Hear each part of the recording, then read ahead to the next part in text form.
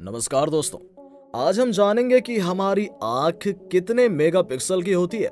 Megapixel से हम लोग पहले कैमरा के बारे में थोड़ा जान लेते हैं। दोस्तों, ये जो कैमरा होता है वो बिल्कुल आंख के जैसे ही काम करता है। जो हरकतें हमारी ये आंख करती है, बिल्कुल वही हरकतें कैमरा भी करता है।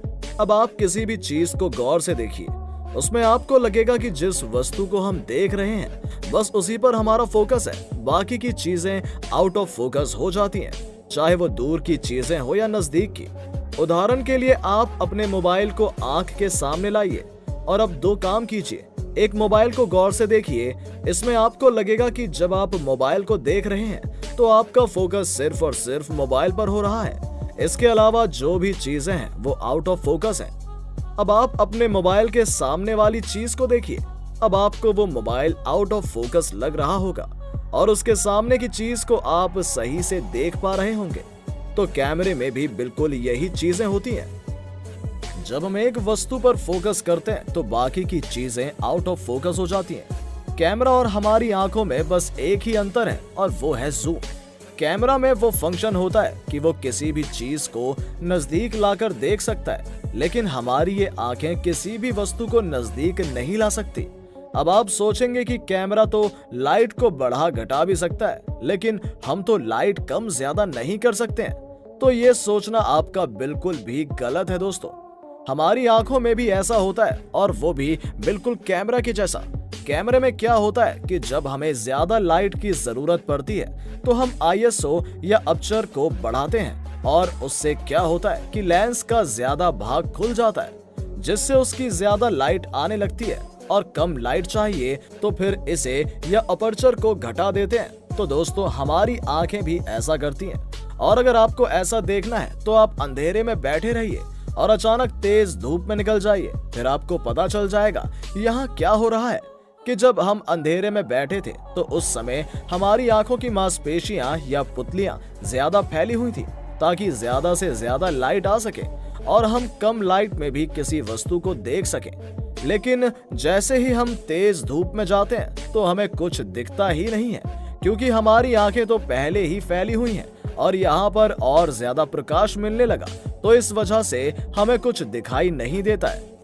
इसी प्रकार जब हम तेज धूप में रहते हैं तो हमारी ये पुतलियां सिकुड़ जाती हैं ताकि कम से कम लाइट आ सके और हम किसी भी वस्तु को सही से देख सकें, क्योंकि बाहर बहुत ज्यादा लाइट है। और जब हम अचानक धूप से कमरे में आते हैं तो हमें कुछ दिखता ही नहीं है, क्योंकि हमारी आंखों की पुतलियां तो पहले से ही सिकुड़ कर बैठी हैं कि हमें प्रकाश कम चाहिए और यहाँ पर तो पहले से ही कम प्रकाश है, इसलिए कुछ देर तक हमें अंधेरा लगता है। लेकिन ये जो हमारी आंखें हैं इसमें ऑटोमेटिक फंक्शन लगा होता है, ये कुछ ही देर में फिर उसको सही भी कर देता है। तो इतनी सारी बातें हमने इसलिए बताई कि आप ये समझ सकें कि हमारी आंखें और कैमरा बिल्कुल एक जैसा काम करते हैं। इसके साथ साथ हम आपको बता दें, वैसे इतना तो आपको पता ही होगा कि जब प्रकाश किसी वस्तु से टकराकर हमारी आंखों की रेटिना पर पड़ता है तो रेटिना उस वस्तु का प्रतिबिंब बनता है।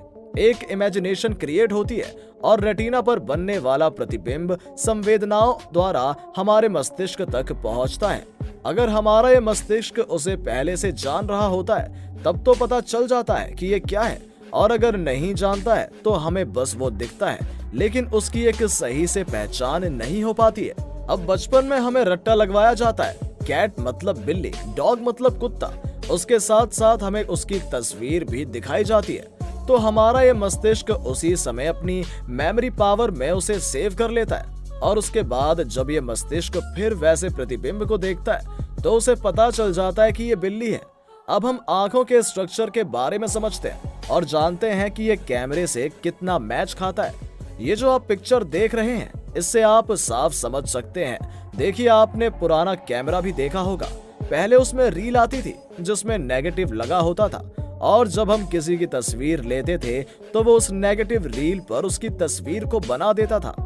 लेकिन अब वो काम मेमोरी कार्ड करता है। जब हम किसी कैमरा या मोबाइल से फोटो खींचते हैं तो वो उस तस्वीर उस मेमोरी कार्ड में भेज देता है। तो उसी तरह से हमारी ये आंखें जब किसी की तस्वीर को देखती हैं तो वो तस्वीर को ये रेटिना पर भेज देता है। मतलब जो काम इस रेटिना का है वही काम कैमरे में मेमोरी कार्ड का भी है।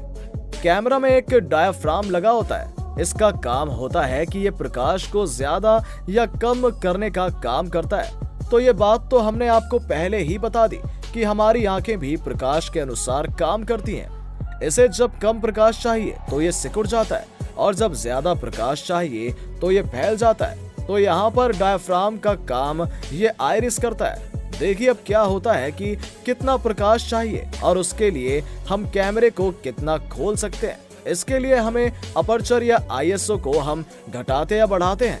तो ये काम हमारी आंखों में पुपिल करता है। ये जो ज्यादा प्रकाश मिलने से आंख एकदम सिकुड़ जाती है वो पीपुल होता है।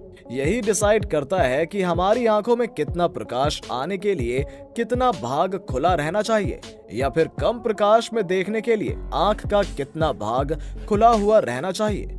अब ये तभी संभव है जब हमारी आंखों में या कैमरा में लेंस लगा हुआ होगा। तो यहाँ दोनों जगह लेंस लगा होता है। हमारी आंखों में भी बहुत ज्यादा पावर का लेंस लगा हुआ होता है। कैमरा में इसे बदला जा सकता है, लेकिन हमारी ये जो आंखें हैं इसमें 576 मेगापिक्सल का लेंस लगा हुआ होता है। ये इतना पावरदार होता है कि आप किसी भी वस्तु को एकदम स्पष्ट देख सकते हैं। आप कैमरा में देखते होंगे कि लेंस को प्रोटेक्ट करने के लिए एक ढक्कन लगा होता है। तो ये जो पुतली है ये भी हमारी आंखों को प्रोटेक्ट करती है। मतलब यहाँ पर ये ढक्कन का काम कर रही है। और ये पुतली इतनी एक्टिव और सेंसिटिव है कि अगर चमक या कोई कीड़ा, मक्खी या वस्तु आ जाए तो ये बंद हो जाती है, उसे ये बाहर ही रोक लेता है। तो ये जो पुतली है ये हमारी आंखों को बिल्कुल सेफ रखता है। तो दोस्तों मुझे उम्मीद है कि आप कैमरे और आंख के सारे फंक्शन समझ गए होंगे और साथ ही साथ ये भी जान गए होंगे कि हमारी आंख और कैमरे में कितनी समानताएं हैं। सच तो ये है दोस्तों कि आज के डिजिटल कैमरों को उस कैमरे के विचार से बनाया गया था जिसे लियोनार्डो दा विंची ने 15वीं शताब्दी में अपने दिमाग से आविष्कार में बदल दिया था।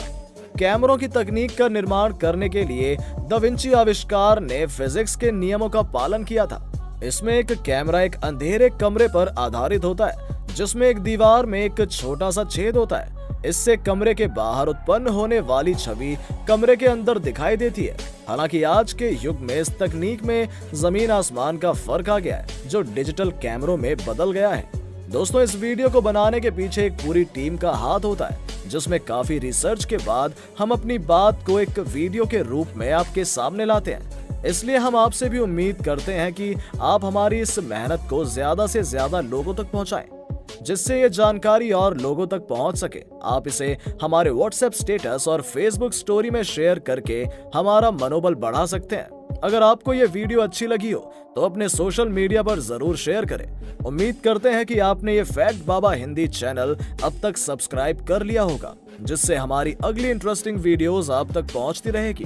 अगर आपके पास किसी भी तरह के सुझाव हैं तो कमेंट बॉक्स में जरूर बताएं ताकि हम अगली वीडियोस को और बेहतर बना सके। चलिए मिलते हैं एक नई वीडियो के साथ, तब तक